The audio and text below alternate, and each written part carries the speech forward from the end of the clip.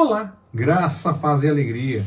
A porção de hoje, recomendada para a leitura da Bíblia em um ano no plano sequencial, é Eclesiastes do capítulo 4 ao capítulo 6. Retomamos hoje, então, o nosso comentário mais geral a respeito do livro de Eclesiastes e hoje eu quero dizer que esse livro apresenta muitas lições valiosas. Ele pode nos ajudar no processo de evangelização, principalmente daquelas pessoas que queiram falar apenas das coisas da vida. Mas nós temos que prestar atenção nesse livro porque ele parece apontar para uma possibilidade de vida vazia. Uma coisa bem depressiva, bem triste. Mas, na verdade, não é assim. Ele mostra que a situação de quem vive é a mesma, ainda que cada um passe por experiências diferentes. Se não houver algo a mais além do que nós vivemos por aqui, não existe esperança, por mais agradável que seja a vida. Essa é a conclusão da vaidade dentro de Eclesiastes. Mas o livro mostra sim que há uma esperança além. Todos nós iremos morrer, menos aqueles que estiverem vivos quando do arrebatamento dos vivos e ressurreição dos mortos. Os vivos serão transformados. Está lá em 1 Coríntios, capítulo 15, versículos de 50 a 58. E muitas pessoas, no auge do seu sucesso, quando estão prestes a desfrutar do seu trabalho, morrem. Quando se deparou com essa realidade, ele notou que é vaidade. E notou que há muita vaidade nisso. E aí o autor de Eclesiastes percebeu que apenas Deus pode nos dar uma satisfação genuína durante a nossa vida. O livro também nos apresenta a impressão do seu autor a respeito de vários assuntos. Mas em todos eles o autor percebeu um vazio. Percebeu que faltava alguma coisa. Não importava se mais novo ou se mais velho, se bom ou se ruim. Nada era diferente no fim das contas. Mesmo com bons momentos na vida, algo faltava. E havia um vazio que persistia na observação do autor de Eclesiastes. É aqui que entra então o algo a mais que o próprio livro de Eclesiastes mostra. Pois, depois de concluir que nada mais pode preencher esse vazio, nem mesmo a maior alegria humana que possamos experimentar, ele então nota que é preciso ir além do que se vive debaixo do céu. E a conclusão de Eclesiastes é essa: que se pudermos desfrutar de coisas boas durante esta vida, devemos fazer sim, mas sempre seguindo a orientação do Senhor, com temor e tremor e aguardando nele para algo a mais além do que nós possamos ter por aqui. Hoje eu quero chamar a atenção para Eclesiastes capítulo 5, versículos de 1 a 7.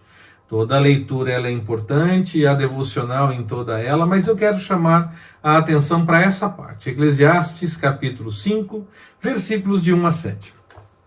Nesse momento do livro, o autor não se preocupa apenas com as coisas do dia a dia, com as coisas materiais, com o que se vê debaixo do sol, fazendo observações como se não houvesse mais nada depois do tempo aqui, como alguns pensam, e ele dialoga muitas vezes durante o livro com essa possibilidade que alguns defendem, para concluir que, se é isso, é tudo vaidade. Mas há algo mais, que é a esperança no Senhor. Boa parte do livro é essa constatação, então, de que tudo é vaidade se tudo se encerra por aqui. Mas neste momento, no capítulo 5, versículos de 1 a 7, nós vemos observações e dicas importantes a respeito da forma como devemos nos relacionar com o Senhor. Pensar em guardar o pé quando for na casa de Deus não é necessariamente a preocupação com um membro do corpo quando vamos até uma igreja. Não é isso que o texto está dizendo. A ideia, pensando em termos do que temos nos nossos dias, é uma sugestão de cuidado com o que se compromete a fazer na obra, com aquilo que nós nos comprometemos a fazer na obra do Senhor. Não devemos dizer qualquer coisa no ímpeto da emoção. Precisamos dizer com convicção aquilo que nós pretendemos fazer em o nome do Senhor. Ouvir o chamado do Senhor e executar. É melhor ouvir em vez de sair falando qualquer coisa.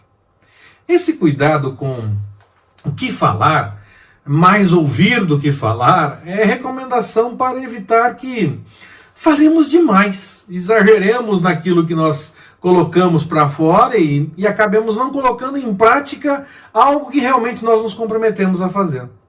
Não importa nesse momento a questão da emoção que foi gerada naquela situação.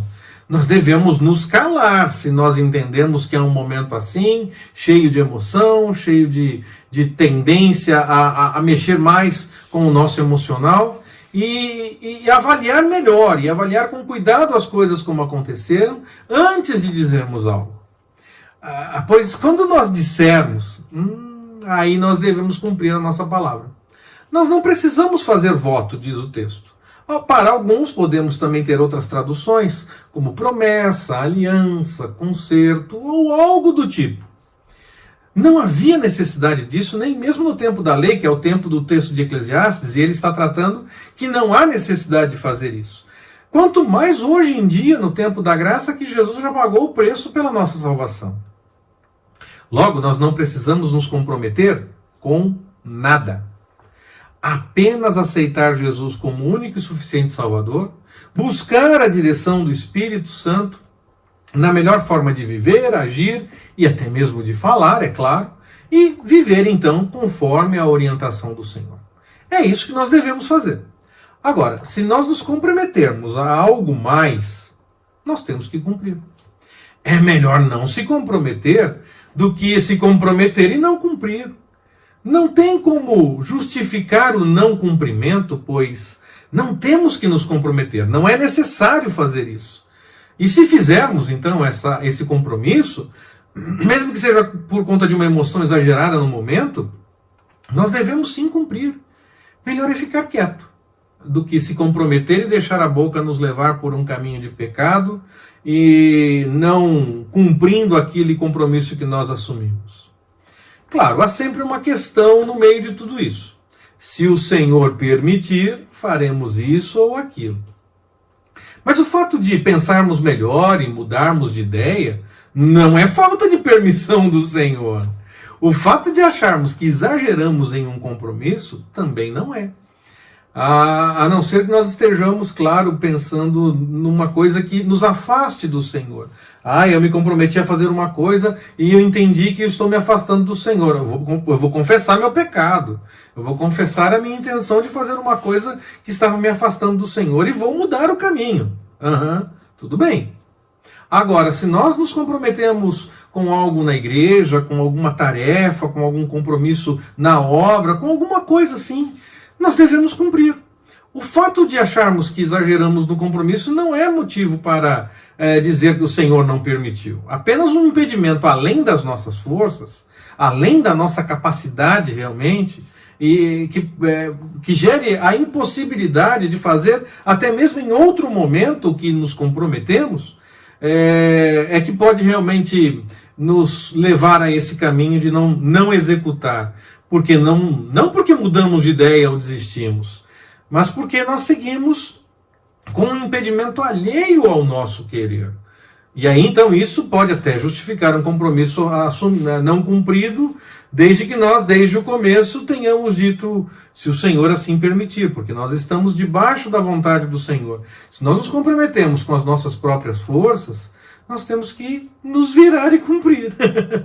Agora, nós temos que tomar cuidado com isso, porque às vezes o Senhor pode não permitir que nós cumpramos aquilo que nós nos comprometemos. Por isso, sempre é muito importante colocar o Senhor realmente em evidência nessa situação e deixar claro que se Ele permitir, nós faremos. Se Ele não permitir, nós não faremos. Nós não faremos isso ou aquilo. Tiago fala a respeito disso. Nós vamos chegar nessa leitura permitindo o Senhor. Se nós nos comprometemos, não deixemos a nossa boca nos fazer pecar. Se o Senhor nos permitir realizar, que nós façamos. Dessa forma, não fale muito. Não se comprometa demais. Não é necessário. Sonhemos sim os sonhos do Senhor e deixemos o que é de lado, o que é do lado da nossa vontade. Falemos com respeito e moderação, inspirados realmente pelo Senhor, confirmando com Ele que Ele nos chamou para realizar algo, que Ele está querendo que nós façamos alguma coisa. Com temor e tremor diante do Senhor. Falemos sempre com respeito e com moderação, para que nós possamos cumprir com os compromissos que nós venhamos a assumir, como algo que venha mesmo do centro da vontade do Senhor, nos inspirando na direção do que temos para fazer. Então Ele vai nos encaminhar, vai nos fortalecer e dar a direção, dar a expertise para que possamos realizar, e não apenas uma coisa gerada em nossa própria emoção. Que realizemos aquilo que o Senhor realmente gerar em nós para realizarmos, com a orientação do Espírito Santo e para a honra e glória do Senhor. E se em algum momento falarmos mais do que devemos, que nos apressemos em cumprir com os compromissos assumidos, permitindo o Senhor, fugindo do erro de falar e não cumprir. Que o Senhor nos abençoe. Forte abraço, até mais, permitindo o Senhor.